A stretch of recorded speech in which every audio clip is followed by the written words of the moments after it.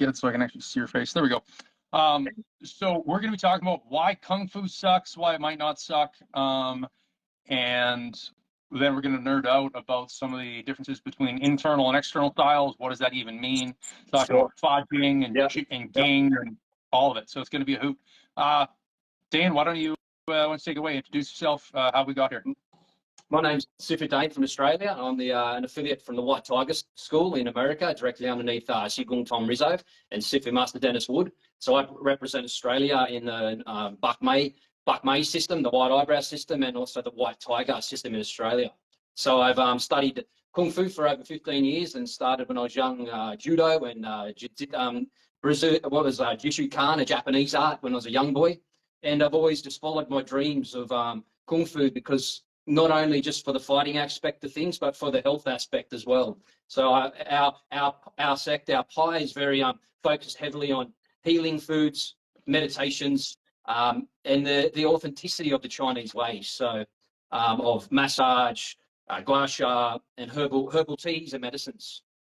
One of the things that I found quite interesting about the Chinese systems versus, we'll just use MMA. We'll pick on that because it's kind of flavor du jour. Yeah. Even with like a JKD, in terms of if you want to be able to fight in 9 months, go hit the boxing gym, right? You're going to get up to speed faster. Absolutely. But if you want to be able to continue to defend yourself and continue to be able to fight until 80 or 90, like the guy who was one of the last disciples of our patriarch in my system, a guy named Lung Ji, he died at 94. And there's stories of him still, dealing with street toughs at 90 who thought they were going to mess with an old man. So the longevity side of the Chinese systems, as I'm starting to get a little longer in the tooth, is interesting. Because for me, I'm looking at it as like, okay, well, I'm, physically in my prime, the strongest I've ever been, all that. Cool. But what's that going to look like in 25 years? Of course, it's a great topic too, and it's a lot of Gung training. The traditional arts have been lost these days. Back in the day, they're using a lot of heavy weights and stones and building their core muscles, and they're focusing on their mindfulness, their breath, and they're not getting judged. So they haven't got those anxieties of why aren't you doing MMA or why aren't you doing this and why aren't you doing that? So within Kung Fu now, I think that it's a huge, we're coming back. I feel that there's a lot of Mo Guns out there and Kung Fu studios that are focusing heavily on the self-defense aspect of things as well, and training their guys in a professional manner of how to fight, how to keep strong, how to keep your cardio, how to keep your mind safe, how to keep fast and active. And within Kung Fu, we've got all that. It's about who the practitioner is and who the Sifu is to train those students to become great fighters. For me, I managed to get in touch with a guy who I met, 20 some years ago, and then due to some situations, he disappeared and I disappeared, and we kind of got back in touch. And what I find interesting is when I met him, he was 40, and now he's coming up to 60. And when I met him, he was in his prime. He's lost probably 25 pounds. He wound up doing getting injured, getting sick. When I'm playing with him, he's still finding those shots. His alignment is still there. And I'm like, it's interesting, right? Because, in a pure physicality standpoint, I should just be able to pick him up and throw him like a lawn dart. So why can't I? Right? Why can't I just put this old man across the room? Why can I not do that? And I'm like, interesting. Body mechanics. All about the body mechanics and the foundation and where we're drawing the energy from. Our structure, our core, so.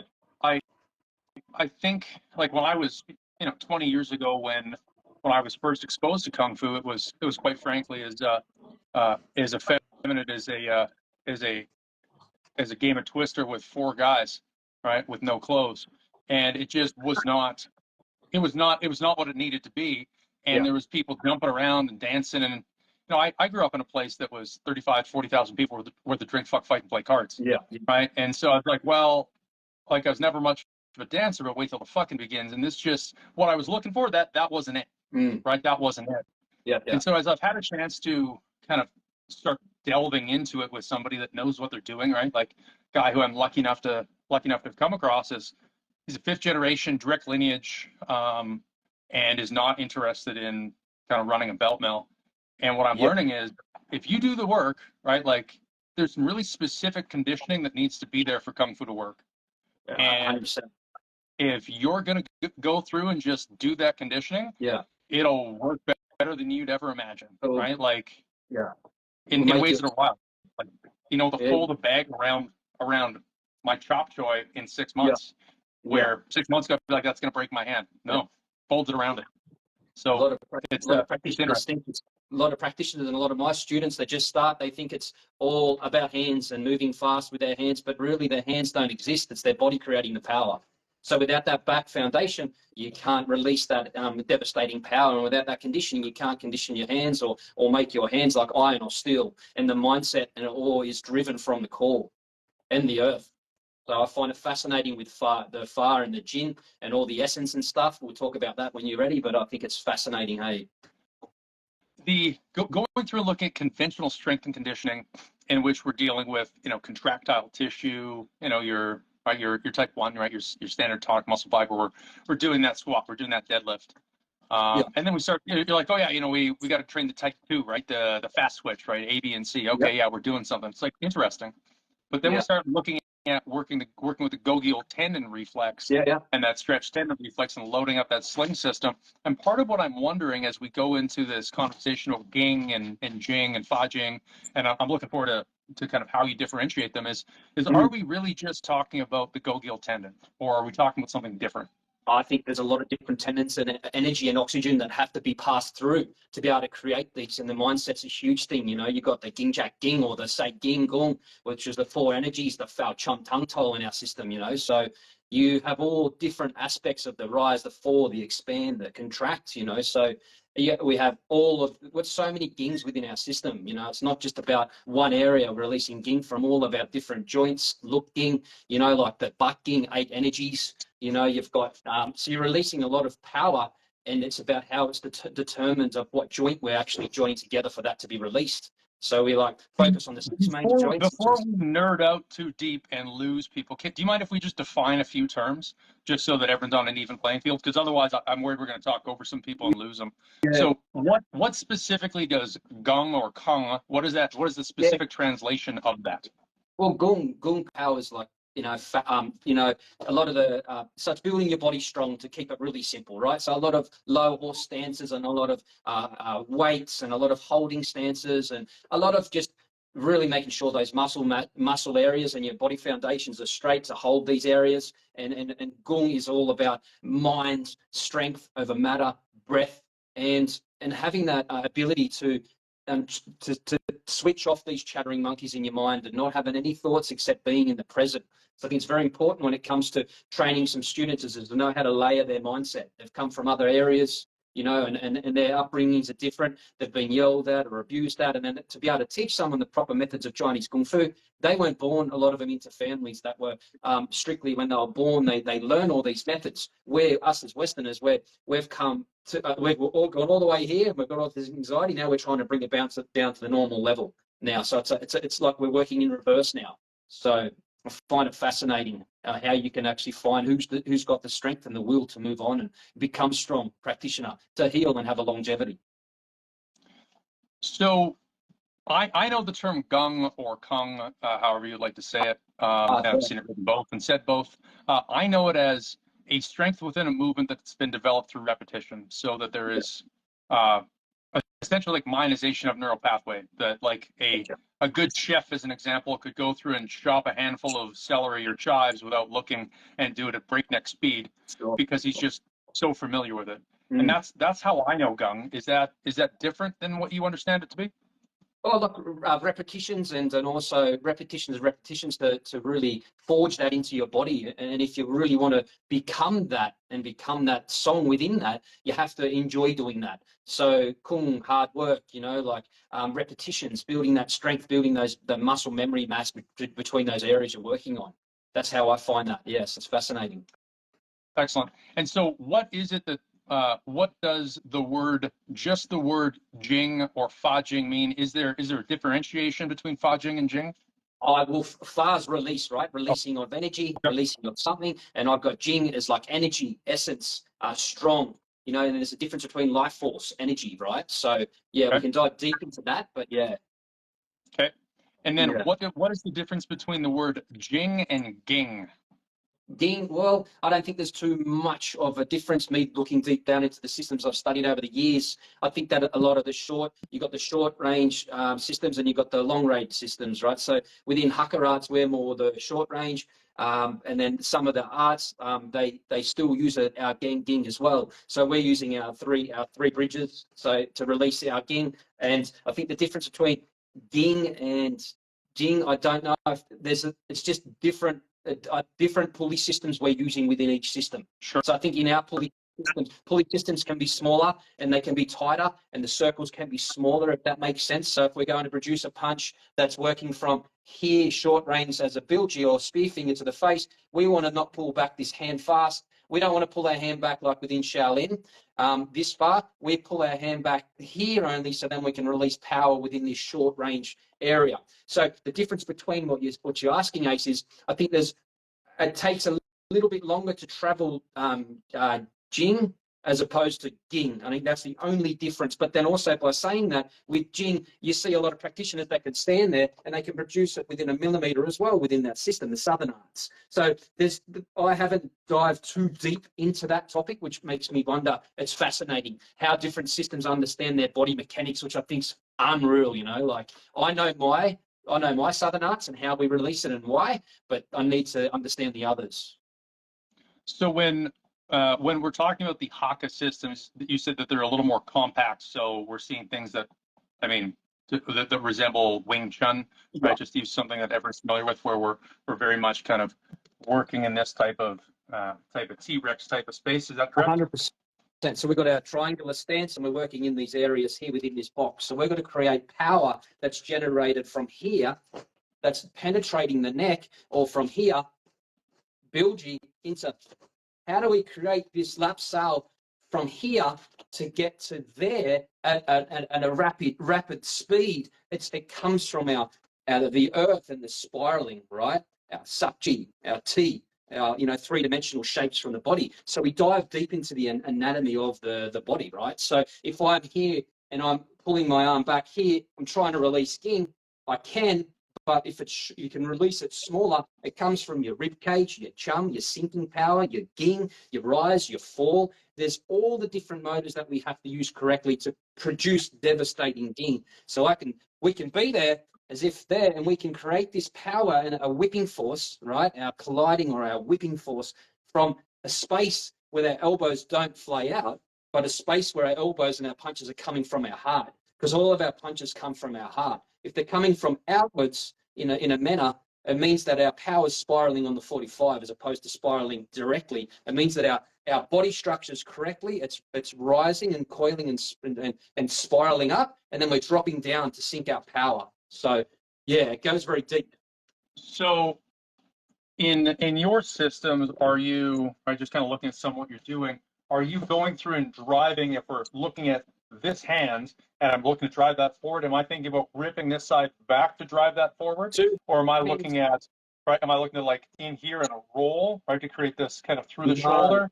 Yeah. So what you're looking at in our aspect of our Hakka arts, if we have our double lifting fist or Sun Chao Choi, right, double phoenix eye, and we're standing there in front and we want to release, as soon as we shoot our spear finger like lightning, we need to gunso or pull back this fist at the same time. So one hand's always working together within our system. Two hands are always operating and working together like a pulley system. So for me to be able to rip and release that and to drop, I need to be able to fast twitch fibers. I need to be able to use my fast twitch where it's as if someone's stung you with a match, and then all of a sudden you're releasing those powers. But that comes from your full body motor. For those of you that are listening to this, that you can actually hear his clothing popping is quite impressive, because that's just a normal jacket. So there's a fair amount of jam there. And so do you go through and kind of initiate the shoulder, or do like a double hip action? This engage, remember, Yao Gung means hard and soft, right? So for me to have a phoenix eye here, I'm relaxed, and all my tendons and my blood and everything's calm, it's relaxed. But for me to be able to engage this, I need to roll my shoulder here ever so slightly to be able to create a hum buck boy. Hum buck boy is your monkey hollow off your monkey back. And then if you hollow your monkey back off, it gives you further stretch for the strike. But then what is it doing? It's sucking in your vital organs as well, so you're not getting attacked and your vital organs aren't being exposed. So what we're always doing is two hands work together. We're always being soft when we need to, and only hard. Right at the last second, we become hard as iron, and then we release within a millimeter of a second. So here we go, here, and we'll release straight away. As soon as I hit, I'll instantly relax, and then it's a spring, right? And this has to come from your yuma, your hip power, okay, with all your Samying body shapes, so your 3 body shapes that we use. So you have a circle, oval, and then big, which is long, which is allowing our 2 hands to work together within attack. Neat. All right. So we have going through and seeing some of the less commonly seen power generation methods are fascinating. Like going through like the opening and closing horizontally like a bow, as well as the like in here, right? Because a lot of us when we think about striking, we look at like boxing, right? Yeah. Like, oh yeah, there's the right. We're in here, or we see that karate, right? But going through and seeing that kind of like an opening and closing, like, okay, well, I'm throwing, we call it a guasao, where it's like, well, yeah, there's a rotation, but really just opening and closing the chest to drive it. It's one of the things that the novel ways of generating power are really, really neat. I think it's fascinating because you're touching base on foul charm, so fouling up and then opening your spine, opening the scapula here, and then chumming down. When you're chumming down, you're closing off from here, right? So, and this here, when you hit, you're obviously hard there, but then you're using it as a spring. So you can allow it to whip forward again, to open and close. And then when you shoot a strike or a jab from here, you can open, then you can close. But making sure you're sinking and spiraling, so your spine is full of beautiful fluid, right? So you got to make sure you're massaging this fluid, and you're not overriding the hunch because it exposes you to a punch, but you're utilizing haka men as small men, right? In the villages, these arts were they were designed to kill. They had narrow streets, so they're not going to come through and do huge kind of, Tibetan Lama or Charlie Foot swings. They're creating these corridors of battle within small weapons and stuff as well. So the thing is, how they're going to produce maximum power when there's such little people. And this is the most awesome concept, because I'm a little man as well, right? So I've got to think about how can I produce maximum power. And I think it's it's fascinating and a highly advanced, well thought out system, and I think no Kung Fu system is better than any. I just think they're all fascinating, Ace. It's always neat to find out the why, right? So you talk to like some systems and they really favor low stances, right? And some systems favor kicks. And to go through and use a Western example, like Savate. Why was it that why was it Savate uses kicking so much? And it was developed, or at least brought back to Europe by French sailors. And when they were fighting on boats, they needed to be able to hang on to rigging so they didn't, like, on rough seas. Yeah, and so go through and find out, like, well, why are we getting into these really low stances? Why is it that this is like really compact? Right? Like, oh, well, Haka's not going to do well in a boxing ring. Wasn't supposed to, but it's going to work really well when we're fighting in a bathroom stall. Right? 100%. Right? And it comes to the intent of the individual. I grew up in the streets. We grew up fighting, and I didn't really utilize my martial. I utilized the pit bull in the person, right? So like to be able to maintain that and become humble and to get away from violence and gang fights, you have to look after your internal. I had to go into Chinese Gung Fu and Sifu, Shirko Shinkai Yin, Angelo, my Sifu, from the Crane and Chow Tong system. He got me that way. He brought me into the world and saved my life from health and all those kind of things. So thinking about the internal internal aspects of things with the 6 harmonies, which is the look up, right? So it has the internal aspects of the Jin essence. The Hei is the breath, right? You got the sun, which is the spirit. And with all that, the legs, the hands and everything, and the arms, and the eyes, you become to join your Shen spirit when it comes to higher levels of Kung Fu. You can actually perform things because you've forged them that many times over and over, where you can do it with your eyes closed or blindfolded. And it's an instant reaction, and it's a mapped kind of mindset. And as you grow older, I think it's fascinating that we study these arts because you look at people that get dementia, it's because they haven't studied something. They're not doing something they enjoy, like at the end of the day. We can keep our minds active. We can do patterns. We can have fun. Like I find it really fascinating. The the research on the benefits of neuroplasticity are huge, right? So why is it that you should try to have a second language, right? I picked up learned Spanish in my adult life, not only because I like traveling, but I could have a stroke and not be able to speak English. But the part of my brain where I learned Spanish might still be functioning, so I could still communicate in some way. That's fascinating. I think it's awesome. Hey, I think it's very, very cool. So I'm very yeah. Every day I'm learning, and every day I'm opening up different areas of my body.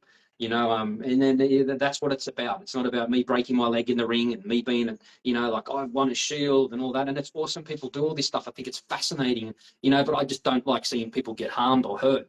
You know, our Gung Fu is created as a system to eliminate someone in front of you, not to, you know, our mindset's different, our intent's different within Bak Mei that I've been taught. And I don't use that to fuel my internal as a bad yang to damage myself. I use it within compassion if I need to use it. Going through, you talked about kind of going through and damaging yourself and things like that. There's a, I won't name her. There's a gal who I met probably about 10, 15 years ago. And I ran into her a little while ago. At the time, she was, you know, she was doing grappling and kind of stuff like that. And then she became quite enamored with boxing. And I saw her a little while ago, and still a very beautiful girl and stuff like that. But she just had that telltale body language and uncomfortable giggle as she's unable to process social situations that's textbook punch drunk. Right. And she's not that old, right? And so having gone through and seen, you know, seen a guy where it's like I saw him and then I went back down to San Diego and saw him 9 months later. And when I saw him the first time, I was like, oh yeah, bro, like I'm just getting into boxing and blah, blah, blah. And I saw him 9 months later and he was just different. Yeah. And so we started going through and looking at like, okay, well, this hobby is you trading punches to the head in which we just won't get better. Where, you know, when you contrast it against the more authentic systems, right, even if it's just karate or taekwondo, we're not going through trading punches to the head, right? When we go through and start looking at, you know, a Yang style or a Chen style Tai Chi, or it sounds like the Tibetan systems as well, there's more interest in how this is going to affect you 30 years from now. I agree. I very much agree with that. Thing is too, Ace, I find it fascinating. Like when we wear a headgear or something like that, my students wear a headgear. I think it's very important because with our Ging, you know, releasing that, I know I can hold back on my Ging, but if I'm releasing that at full pace in a fight, that can really damage an opponent, right? So if I want to release that Ging right at the last minute, their head's going to get really damaged very, very hard, and they can die also by hitting their jugular very simply. So our methods of our animal instinct and our own intent is very dangerous. Yeah, so I think it's very, very dangerous to be able to use. And when you don't know how to control that, when you're an early stage practitioner, I've had a few incidences where I've looked back and thought, what did I do that for to these people, or what has happened there, you know? So I'm very mindful now to be very gentle with the way I teach these arts, because they are very lethal like any other type of arts. But until people come and realize when they're working with me, and I've worked with other practitioners, it's a very lethal system. I don't like wearing headgear. I think all headgear does is just protects people from getting their nose broken or cuts on their face, and it gives this false sense of protection for both the person wearing it, as well as for me. I believe the person will have more protection because they're wearing that headgear. And I mean, knowing how to turn palm strike over, I've seen people go unconscious right through headgear like it wasn't even there. And I think in some ways, like the way it'll wrap around and grab a hold of the medulla, I think in some cases it's almost worse, right? Like I've been hit with headgear on and without, and I'd rather get hit not wearing headgear than wearing it.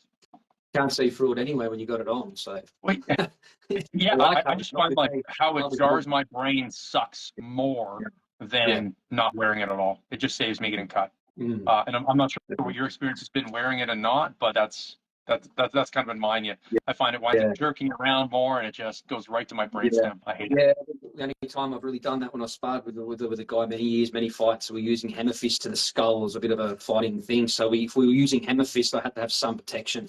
you know, as a point score thing, which was very violent. So I didn't really want to get a hammer fist to the skull, which will fracture my skull instantly. But yeah, anyway, that's another area there. A lot of good sparrings coming up this year and grading with my students, which is really cool. There'll be no headgear like you've spoke about, which is cool because it gives them the false, you know, it makes it feel false that way in that way. But it's teaching your students how to fight properly and use the correct stances and structures and patterns. That's where it's going to be evolved from for us. I think that one of the observations I've made is there's definitely with Kung Fu, we've seen it, like Wing Chun is an example. We'll pick on Wing Chun a little bit, where you go through and you see all the Chi Sao and all that. And I used Chi Sao when I was working as a problem resolution specialist at a nightclub. It worked great.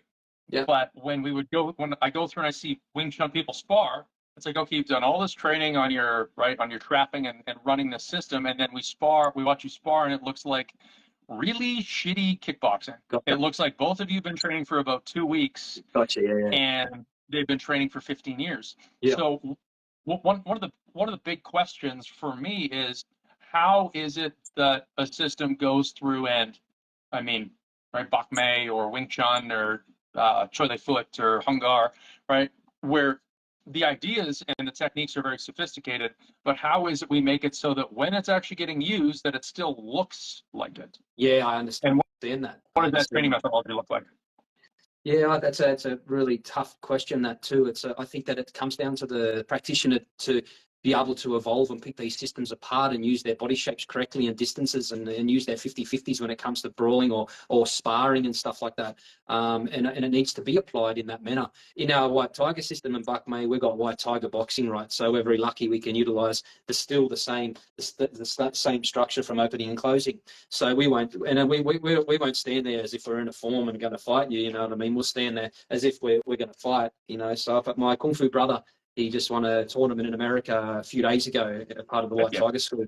You know, he's amazing, Eddie, and my Sifu trained him for a long time. So he's a world champion, what he does there. And it's utilizing Brazilian Jiu-Jitsu, which is my Sifu trains his students in America as well, Sifu Dennis in California. Plus he has his Kung Fu students, which he also trains White Tiger. So they utilize and I'm learning all this math at the moment of footwork and, you know, the rice pattern movements and how to fight, you know, and how to be really fast on your feet. So I'm learning that whole method now, if they call it Sander, but no, our students are winning MMA competitions now, UFC comps in America. And I'm very happy with that. So my vision now will be coming back to your question too, I do see that with certain Kung Fu schools, and I've found that over the years that the Sifus themselves aren't knowledgeable enough to teach their students how can they evolve a manual system that's created out of their system and bring that alive in the real life situation or in the ring.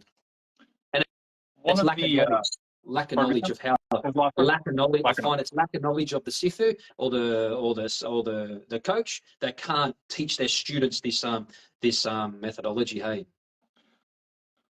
I think that there's so many systems with a really deep knowledge, right? Mm-hmm. So it could be a Silat, it could be a Kuntao, you know, coming to Southeast Asia, there's so many. But there winds up being a few fundamental questions that are just not addressed. And so it's like, as an example, I know words in Cantonese, right? I know enough that I can go to the lady at the shop and show her the small bag of soybeans and say, "Nga you dai bao." I want the big bag. Right? I know words, but I can't speak the language. And I think that with a lot of traditional systems that you wind up seeing where people have individual techniques and they have a form, but they don't necessarily, they're not able to speak the language. And just kind of from an outsider looking in. So what's the strategy? Well, we have these words, but what's the syntax? What's the grammar? How does it go together? Well, the sonnets and the poems tell you everything between each Kung Fu system. So if you don't understand those poems and the sonnets of exactly where the Kung Fu is created and the essence of the villages of what it's from, you haven't got that rawness in you. So it's awesome. It's an awesome topic. That's another topic in itself. I think it's fascinating. So if you're not actually submerging your culture, your spirit, you know, like and you got your Sangong, if you're not, you know, doing all your blessings and giving fruit to the ancestors, and you're not really submerging yourself in for yourself and your own spirit, you haven't got a deeper connection and understanding there. Well, without even going that deep, just having taught grappling to a bunch of people, right? I've done grappling for, I don't know, 20 years or something like that. It's something I'm not terrible at. And having had a chance to see a lot of people roll for the first time, and they know moves, but they don't understand what's the fucking point. Like, what am I supposed to be doing right now? Yeah. Right? Because if we're looking like, right, like if we're looking at grappling, which would be probably similar to like a haka system, my goal is to make contact with ideally I'd like to be touching the middle of your forearm. As soon as I can touch the middle of your forearm, we get away from this being luck and we start getting into what it is I can do and stacking the deck, right? So first things first, I need to establish this. And going through and looking at that in terms of like a grappling, right? What is it that I need to do? What's my goal? What's my objective? What's important now? Right? That kind of win factor. And I see that that's just not taught, and I see it not taught in Brazilian Jiu-Jitsu in plenty of places. And then people wind up inevitably like trying to find it out later. And I think that we're looking at a problem with a lack of kind of andragogy and an understanding of it, of just a lack of coaching. Yeah, that's what I think that a lot of it comes down to as well. A lot of people do online courses and they call themselves a sifu. They haven't put the hard yards in, like no disrespect to anybody, but they do online courses. I'm a yoga teacher now, or I can teach Ba Da Juin, or I can teach all these types of Qigong methods, which if you're someone that's only done a course online and haven't studied for 15 years, minimum 10, they're actually going to be harming their students with the wrong techniques with Qigong. It's dangerous. It can be dangerous with the wrong breathing methods totally. So I don't advise that for anybody. And that comes with any martial, like anything that you want to do. You want to learn from the right source, and then that right source, you need to then, what is the right source? The right source is someone you like, you can learn from, but then you need to keep growing your source to evolve. And you want to keep on educating your students to go and research and evolve. It's a never-ending evolution, hey? Well, and how do you know that where you're starting with is something legitimate, right? That's right. That's what we do a lot of. Because you have beginner guys, they're like, how do I know, how do I know garbage? Because unfortunately, you're not going to get chicken salad no matter how hard you try. You start with chicken shit, right? It just doesn't work that way, right? Very, very true. What is it that you would say if somebody's looking at Kung Fu, or really any system? What is it that, like, here's the telltale signs of somebody doesn't know what they're doing versus they do know what they're doing? Look, I always say to a lot of students these days come in here, Sifu, want to train with you, want to train on you. They talk, oh, you're amazing, you're this and that, and I'm like, and then I'm spending so much time, like, not saying it's wasted, but I give people so much info, then all of a sudden they just leave, they just leave. And it's like, well, what do you really want out of this? And it takes, I think it's 1 out of 5,000 that ever really, take knowledge and they become certified as a Sifu, one that really does want to become, that is your life, like you got to make it your life. And I think that the biggest thing is with students, they've got to look into what they're connected to, look into a culture or something that they live their day-to-day life with doing, So, I find it, if you're going to, I've always been someone, if I'm going to cook a traditional Tuscan dish, I'll go and learn from someone that knows traditional Tuscan food. But that person might, and then in Italy, as you know, it's that traditional Tuscan dish might be different next door and then different next door. So it's about finding something that you really love and what resonates with you, with not caring about what the other person thinks, grabbing onto a system and a culture. And, it's almost like it's a movie tale, the Kung Fu now, so it's like, it's in the movies, it's this and that, and it's like, it's all, we can go forever about this topic, but I find to myself, do your research, almost like check the reviews, find out and make sure make sure your Sifu's humble, he's kind, like make sure that he's not damaging, he's not narcissistic, not there to hurt you, but to make you grow and for that Sifu to make the student better than him or herself. So I just find, do your research, find exactly what that resonates you to that system. That's a great answer. Do you want to talk about Jing and Fa Jing and really and Ging and delve right into it? Yeah, of course. Okay. So you said Fa Jing is, Fa means to release and Jing means power. So we're really talking about how we're releasing power. Yes. And so how many? I've heard that there can be more than 40 different types of Jing. So there's a bunch of ways to do that. So how do we know that somebody's somebody's actually using some type of a Jing versus, you're just doing something else? Well, you will actually, when it comes to someone releasing Ging, you will actually hear that power coming and generating through their body. In instance of a whipping power, you'll hear that generating through their bones. You'll see the lightning speed. You'll see devastation, and you'll feel that energy coming towards you. So you've got your yang body shapes, your yang force, internal power, and in the intent of a person. That's when Ging or Jing is released. I find it very fascinating. So is Jing a internal or an external thing, or maybe we should define the difference between internal and external systems? I think it can be both. Well, it is both, right? So you got the internal, and then you got the external. So you got the short and you got the long range. So like, and then when we spoke before about the short, that's our Hakka arts. Plus then you got different systems like Charlie Ford, the Pakok, White Crane. They've also got the Southern Hakka style as well. So that's the Ging, okay, coming into the difference of the Jing. So in the longer range fighting systems. Excellent. So can you give us some examples of Jing and Ging? Can you demonstrate something so that we can kind of help someone appreciate that at home?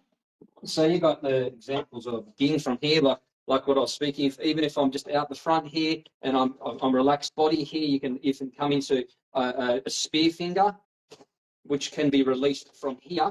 And this is rolling from your muscle tendons and your muscle groups. But to me, to engage this from my Yuma, my hips, I've got to pull from the earth and generate power. I've got to travel up through my hips and my Ging, all my different joints. Okay, so your ankles joints, your ankles joints to your wrist, and you've got your elbow joints to your knee, and then you've also got this that's joined to your hip. So you've got to be able to whip and generate power and create a movement and a flow of energy that can penetrate through.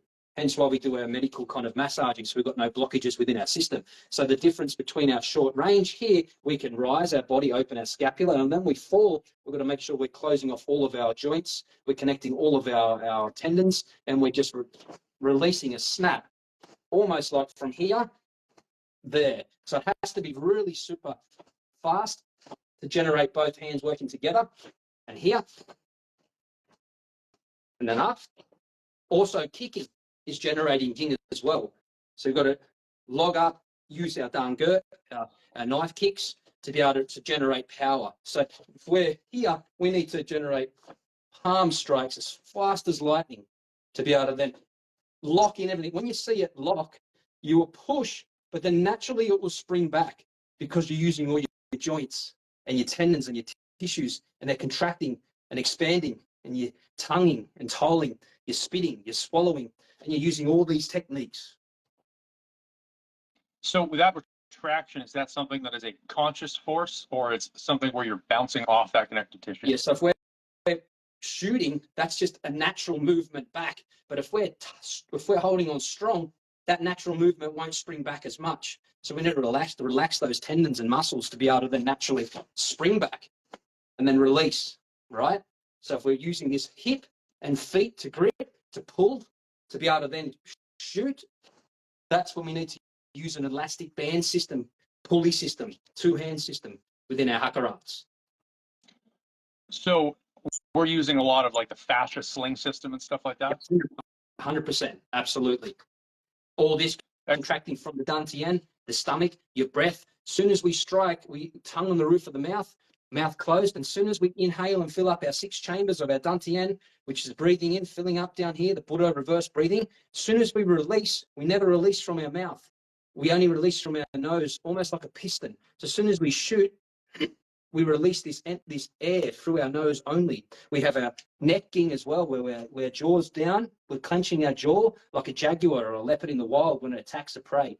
If we don't have this jaw clenched and slightly down like a boxer, not only one, you'll get your jaw broken, but if we're releasing so much shock power all the time, we can send tremors up to our brain, and that can affect the waves of our brain. So it's very important when we're releasing so much shock power to use certain methods of meditation, Red Dragon Qigong in our system, so we can rebalance out all those excess energies that we're bouncing around. So just to touch on a few things, some of you at home may think that your tongue on the roof of your mouth making a difference sounds like horseshit. There's a guy whose name is John Oka, who is a arm wrestler and a grip strength athlete out of Hawaii. And through conversations I've had with him, he said it makes a substantial difference going through and having the tongue on the roof of his mouth, and he uses it when he's arm wrestling and for doing some of his heavy kind of grip lifts. And as far as doing damage to your brain by not keeping your chin down and tucked, and the vibrations going up, concussions are your brain bouncing off the inside of your skull. So if you are moving suddenly, you can get an effect like you're shaking a baby. So that is actually a thing, in case you were wondering. Thank you. And also tongue on the roof of the mouth. When a baby's born into the world, it's born, if it's not crying, with a tongue on the roof of its mouth. It's using the full capacity of its lungs. So it uses all its lungs. When we grow older in the Western societies, we learn to have stress and anxiety. So we're not using as much of our lungs that way. And we revert to the way of not breathing the way we're born to breathe. So a lot of people are like, oh, they breathe from their chest, or they're not learning from this way, and tongue on the roof of the mouth, meaning behind the teeth, on the roof behind your teeth, which is connected to the nervous system, right? So it earths your nervous system. That's another topic in itself. Yeah, are the systems that you do, are you big on belly breathing, or like my Sifu as an example had me really focus on what he calls reverse breathing? Yeah, we do all that. The Taoist breathing, bellow breathing. Yeah, we do all that. It's very how many different types of breath work would you say that there are, and what are some of the advantages or reasons why you would do them? Oh, look, I think it's important to learn to look. There's probably 4 different types of breathing that we focus on. You really only need to really focus on 2. Okay, so we do we're using a dantian. We fill our dantian, so we're creating a nice. You get more oxygen from filling from here up as opposed to just filling from your lungs up. So we're creating a cycle that comes from the third eye down to the dantian. We fill up the area, and then we go around to the back, right up to the top of the spine again, and we create a circle pattern of oxygen that goes through. So the benefits that is to give you more oxygen in your blood. It gives you, it makes you a lot more aware. It keeps your mind calmer, as opposed to just like breathing just from the lungs only, that a lot of people, Westerners, only breathe from, which gives them more anxieties. They're not breathing to the maximum benefits, and they can harm their lungs as well.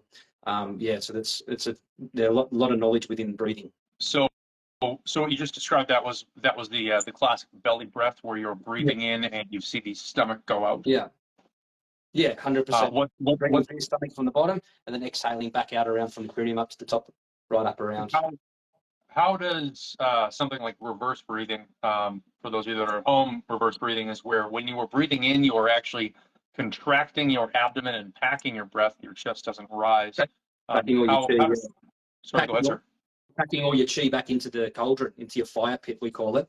So you got your triple warmers. So yeah, that's a very, very good method of breathing. So how is the effect on the body, mind, etc.? How is that different as far as you teach it on a traditional belly breath of breathing into the dantian versus like a reverse breathing where you're packing that in there? How does it change?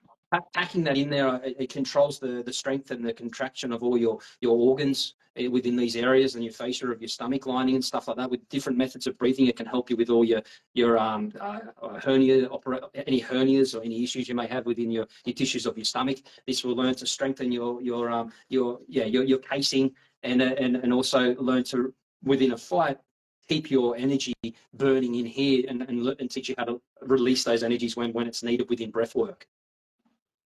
Gets pretty complex. Yeah, it gets pretty complex, but it's kind of hard to, even when you're trying to teach a student online Qigong, they kind of have to be there within person. So you'd have to see and feel their energies of where their breath is actually channeling.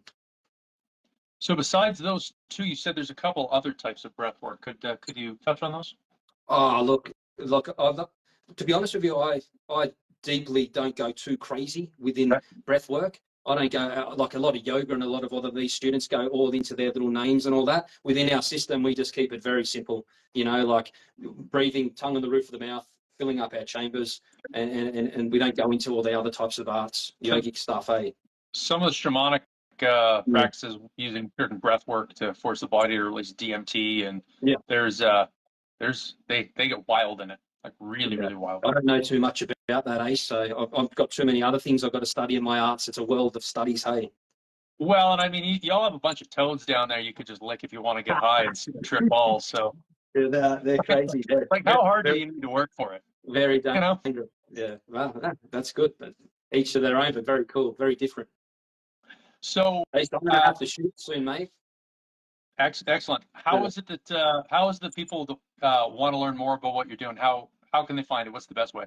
They can direct message me on Instagram at Dane Tobias1, and then also you've got and then my website will be released soon. And also don't forget on the White Tiger School's website, I'm actually on their website now underneath one of the instructors for Australia. So you can message through that platform. You'll find me on that platform if you go to their website. But it's been an absolute honour.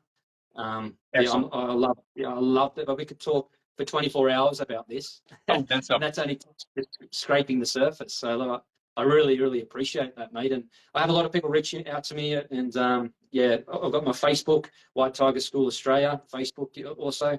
And I just want to spread this love and the great work to the world. Excellent. I'll get you to send me all your links and stuff like that offline. I'll make sure that they're in the post. And if you're listening to this on YouTube, they'll all be in the description below. Yeah. Dane, thank you so much for your time. You have a great day. Thank you very much, Chase. Have a lovely day. Appreciate it.